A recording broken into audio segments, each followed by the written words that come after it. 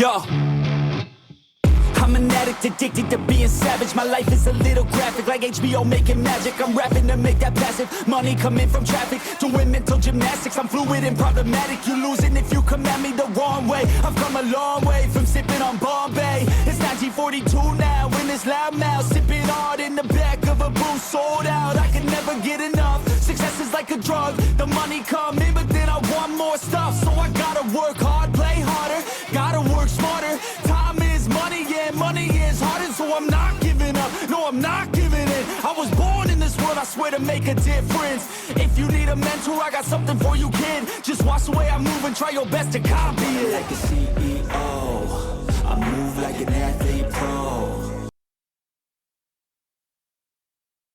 Welcome to episode 2 of the WalK-Off Grand Slam podcast. I'm your host, Moneymaker Chris, and I'm so happy that we're finally up and running. We are available on Apple Podcasts now. We're on Spotify. We're up on YouTube. We're on iHeartRadio. We're on Pandora.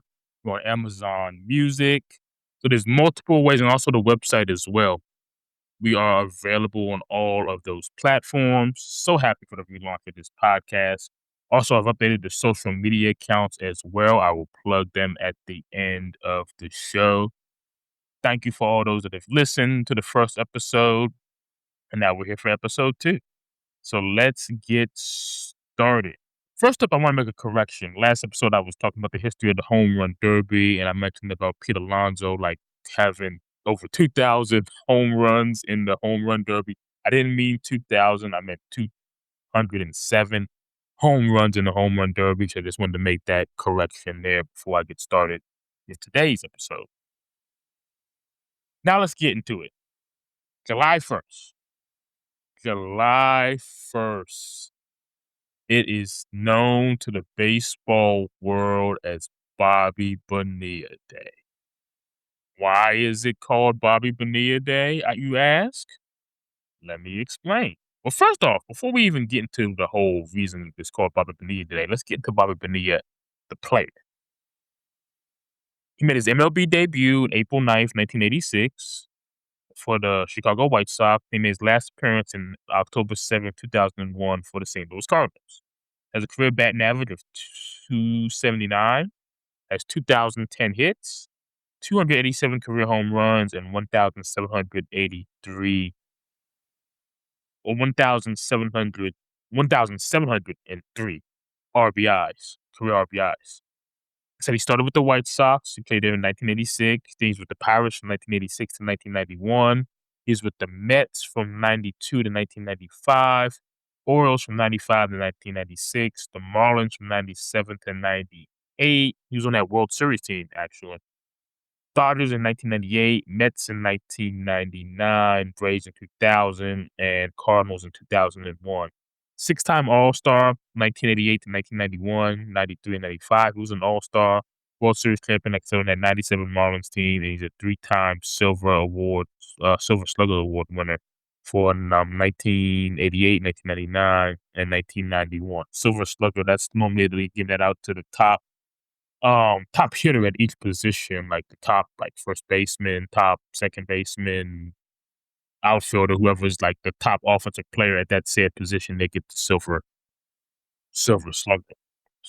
I remember him for the Orioles. I remember him playing specifically for the Orioles. I was like a big Orioles fan during that time period. I also remember on that Marlins team as well.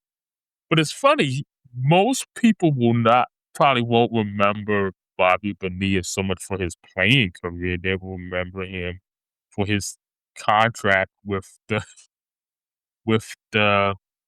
Mets. So, once again, why do we call it Bobby Bonilla Day? I shall explain.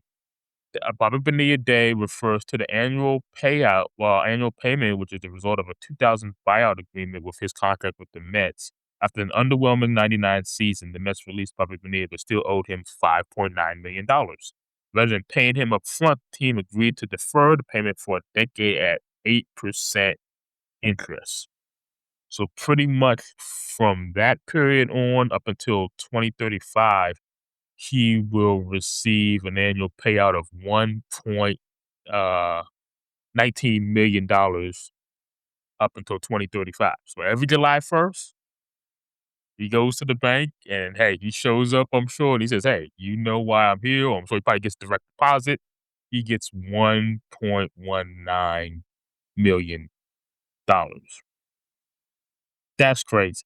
That is absolutely crazy. Says at the time, the Mets ownership believed the investment with Bernie Madoff would generate returns higher than the 8% interest that promised Bonilla. I said, let's see. Also, he gets a payment from the Orioles as well. So Bonilla also receives separate 500,000 annual from the Mets and Baltimore Orioles through 2029 for a different deferred deal. So he's getting two deferred deals: deferred deal from the Mets and also a deferred deal from the Orioles. That's crazy. That is absolutely insane. So the deal is often compared to the Shohei Ohtani $700 million contract with the Dodgers, the first $680 million until after he retires. That's become a big thing in baseball, this deferred money, obviously with the Bonilla contract, with the Shohei Ohtani contract. That's become a big thing in baseball with this quote unquote deferred deferred money on the back end. So they're getting the money up front, they get it like on the back end of their contract. I believe Ken Griffey Jr. has a deferred deal as well with the from his time with the Reds. I want to say he does. It's not just Bobby Bonilla getting this deferred money, but I'm gonna look it up here. Ken Griffey Jr. had deferred contract. Let's see, deferred contract. Yeah, Ken Griffey Jr.'s famous deferred contract with the Cincinnati Reds was 9-year, $112.5 million deal signed in 2000, with deferred $57.5 million of his salary at a 4% interest. This resulted in an annual payout of approximately $3.6 million, which the Reds paid out every year from 2009 through 2024. So his deal is over. His deferred money is done. That ended 2 years ago. But he had a deferred contract as well. I'm telling you, kids out there, you want to play sports, gravitates to football and basketball. Baseball seems to be where it's at. These baseball players are making insane amounts of money, crazy amounts of money. And then, hey, you may end up getting a deferred deal like Bobby Bonilla and Ken Griffey Jr. And also the next guy that I'm going to talk about here coming up, Chris Davis, because not only is it Bobby Bonilla Day, it's Chris Davis Day as well. People probably forget about the Chris Davis one too. If you're an Orioles fan, you probably remember it, but everybody focuses on the Bobby Bonilla aspect. That's probably the more well-known contract. First off, before we get into the contract with Chris Davis, let's see, let's pull the steps, numbers and stuff up here. Made his MLB debut in June 26, 2008 for the Texas Rangers. He played his last appearance September 11th, 2020 for the Baltimore Orioles. Career batting average of 233, 295 career home runs, and 780 career runs batted in. Played from the Rangers from 2008 to 2011, and then from the Orioles from 2011 to 2020. Was an All-Star in 2013, Silver Slugger Award winner same year. Two-time MLB home run leader in 2013 2015, and led the AL in RBIs in 2013.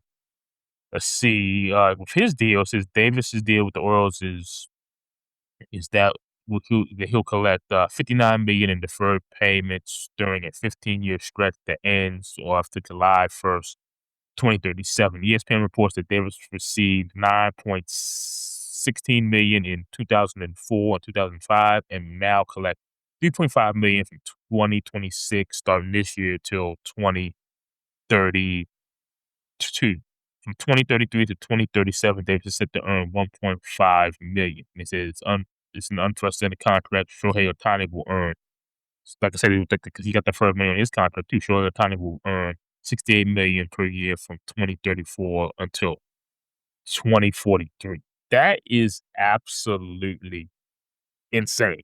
Once again, kids, ladies and gentlemen, baseball is where it's at. Baseball is where it's at. I mean, if you play football, you're gonna make money. You play any professional sport, especially with the endorsement deals and everything and the opportunities out there, you're definitely gonna make money. But these deferred contracts are absolutely Insane. Absolutely insane. And I love seeing those pictures of Bobby Bonilla. There's quite a few pictures of him talking about the whole, Bobby Bonilla day and the contract and everything. It's him just smiling, this big grin on his face. I'd be smiling too if I was getting $1.19 million up until 2035. I'd be smiling too. I would be smiling too. And I guarantee you there's people on the Mets that have no clue who Bobby Bonilla is, never was there when he was with the team, probably handling the payroll and everything, and they looking at this money, like, looking at the expenses and stuff for the team and like, "Who this Bobby Bonilla guy? Every July 1st, we're paying this guy $1.19 million. Like, what is going on? Who is this guy?"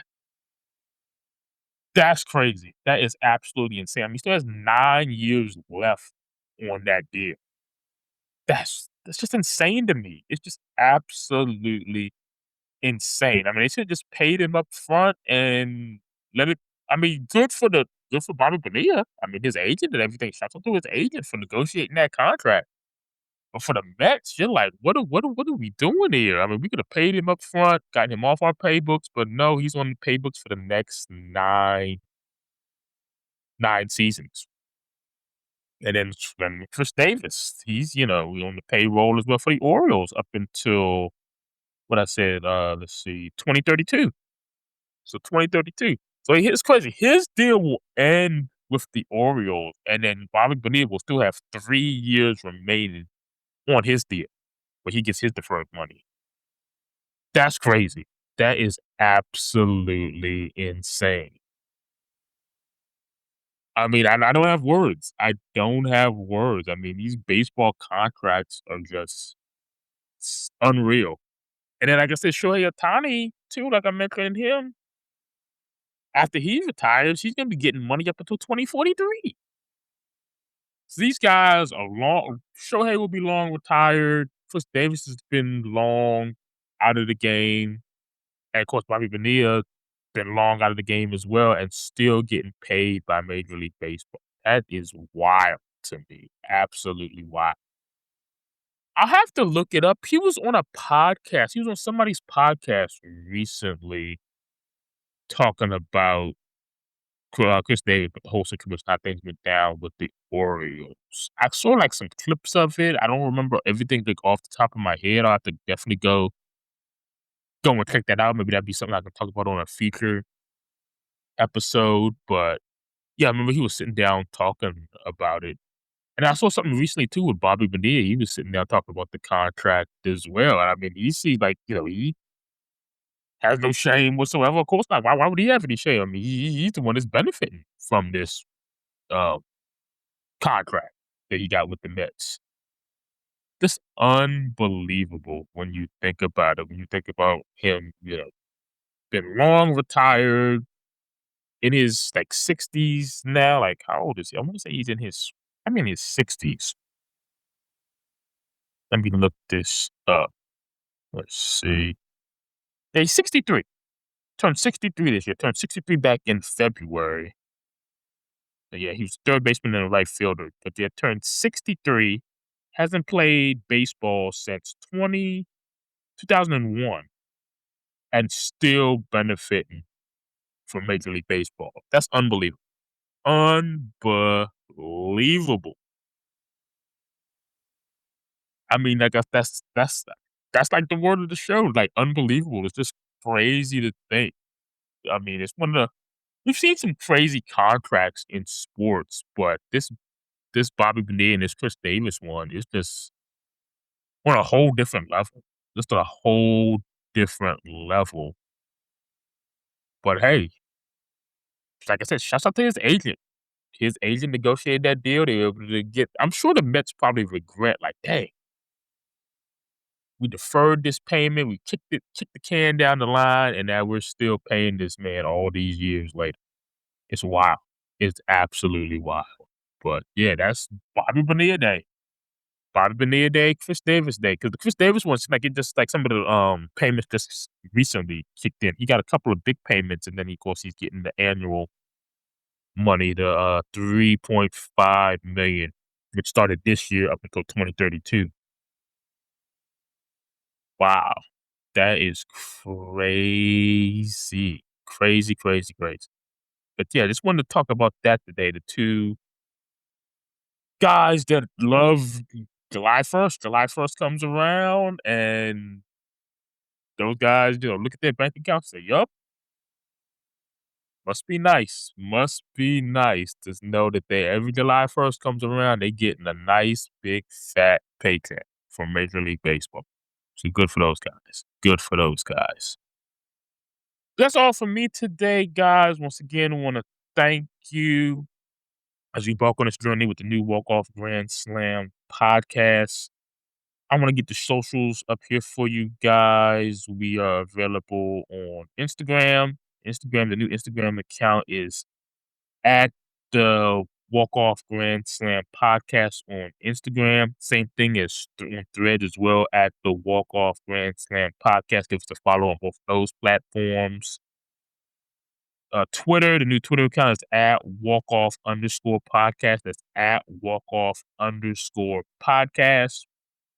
Website for the show, if you want to access the show, is Grand Slam WalK-Off alitu.com. That's Grand Slam WalK-Off alitu.com.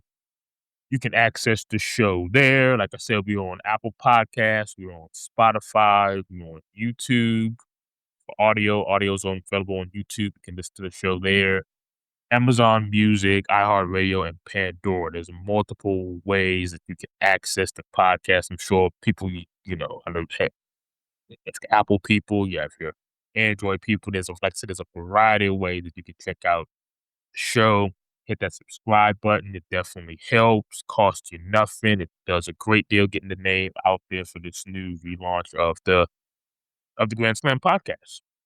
So definitely check it out. I look forward to talking some more baseball with you guys. And the next episode, I will be talking about the history of the MLB All-Star game.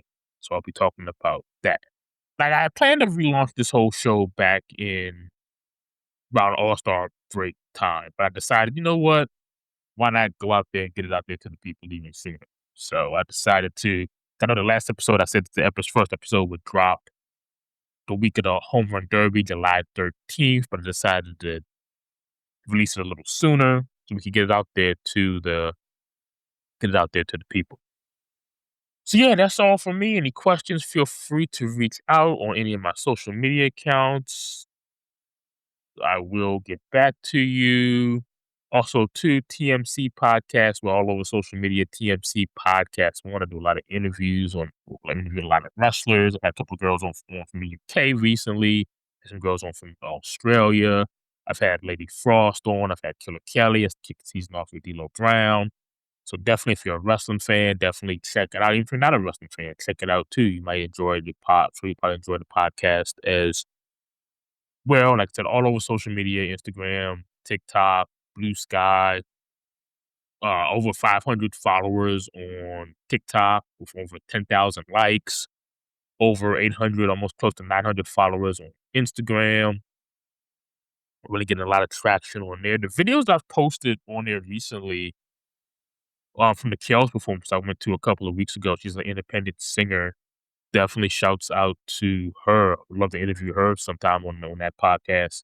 They've been getting a lot of views, a lot of reposts, pictures, and everything. So definitely appreciate that. The Kels content has definitely been getting a lot of traction along with the podcast. So definitely support me on that platform as well. TMC Podcast. Like I said, all over social media. TMC Podcast 1, Instagram, TikTok, Threads, Facebook, Twitter.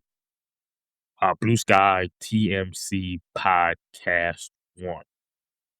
That is all for me. Thank you guys. Take care. Be safe as always. And I'll see you next time talking about the history of the MLB All-Star Game.